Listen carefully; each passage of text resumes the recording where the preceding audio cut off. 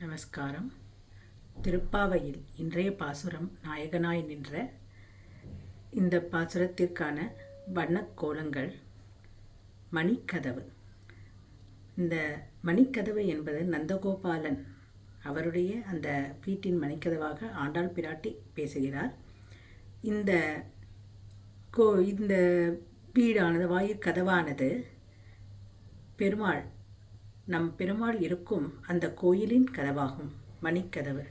இது நன்றாக மணிகளால் அலங்கரிக்கப்பட்டு தோரணங்களால் அலங்கரிக்கப்பட்ட கதவு.